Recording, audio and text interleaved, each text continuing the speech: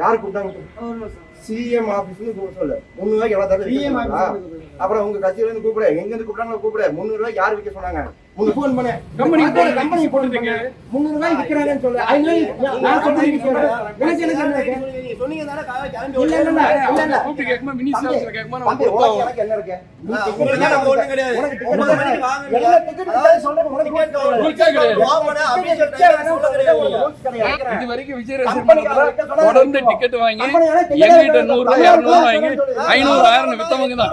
இன்னைக்கு வந்து 300 ரூபாய்க்கு ரூல்ஸ் போடுறாங்க. அந்த 300 ரூபாய்க்கு ரூல்ஸ் கிடையாது. 200 ரூபாய்க்கு டிக்கெட் வாங்கிட்டு 1000 ரூபாய்க்கு வித்தாங்க போன படத்துக்கு.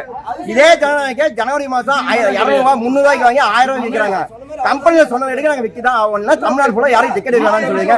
தமிழ்நாடு ஃபுல்லா 9 மணிக்கு ஆன்லைன் டிக்கெட் கொடுக்க சொல்லுங்க, கொடுத்துடலாம். எல்லாத்தையும் கேன்சல் பண்ணிடலாம். இவங்க வேணும்னா 300 ரூபாய்க்கு வாங்கிட்டு 500 ரூபாய்க்கு விற்கிறதுக்கு இவங்க பிளான் பண்றாங்க. 300 ரூபாய்க்கு ரூல்ஸ் இருக்கா விற்கிறதுக்கு? நீங்களே சொல்லுங்க. படத்து கம்பெனிக்காக நாங்க போன் பண்ண சொல்ல நாங்க விற்கிறோம். இவங்களுக்கு எங்களுக்கு சம்மதம் கிடையாது.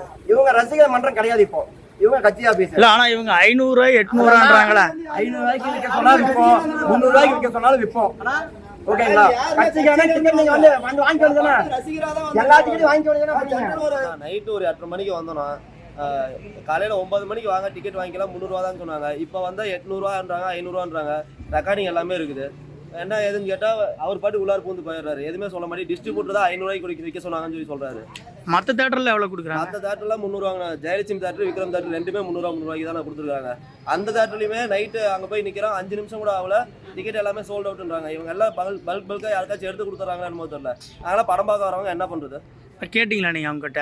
அவங்க இன்னும் கூட பதில் சொல்ல மாட்டேங்கிறாங்க. உள்ளார ஓடிட்டாங்க. நான் வீடியோ எடுத்துருக்க உள்ளார ஓடிட்டாங்க. டிஸ்ட்ரிபியூட்டர் தான் அந்த மாதிரி விற்க சொன்னாங்க. டிஸ்ட்ரிபியூட்டர் தான் விற்க சொன்னாருங்களாமா. நேற்று பார்த்தீங்கன்னா ஜெயலட்சுமி விக்ரம் வந்து 300 ரூபாய்க்கு தான் கொடுத்துருக்காங்க. இவங்க என்ன பண்ணியிருக்காங்கன்னா நேற்று 6 மணி வாக்கில் எல்லாத்துக்கும் அட்வான்ஸ் மாதிரி வாங்கி எழுதி வச்சிருக்காங்க 500 ரூபாய்க்கு சொல்லி. இப்போ காலையில் வந்து இவங்க வந்து காசு கொடுத்து 6 டிக்கெட்டு 3000 ரூபா ஜிபே பண்ணி தான் வாங்கியிருக்காங்க. எல்லா ப்ரூஃபுமே இருக்குது. இப்போ மீதி பணம் கேட்டதுக்கு கொடுக்க மாட்டேங்கிறாங்க. கேட்டால் டிஸ்ட்ரிபியூட்டர் தான் 500 ரூபாய்க்கு விற்க சொன்னேன்னு சொல்கிறாங்க. இது என்ன பண்ணுறது தெரியாமல் தான் இப்போ நாங்கள் எல்லாம் உட்காந்து நின்றுட்டு இருக்கோம். அதெல்லாம் சொல்றீங்களா? இது கடைசி படம். இது வந்து முன்னேச்சு ஆக்டர்னு சொல்லி எல்லாம் வச்சு வித்துட்டு இருந்தாங்க. இப்போ வந்து அவர் சிஎம்மோட படத்தை இப்போ சிஎம் பேரை தான் கெடுக்க பார்க்குறாங்க.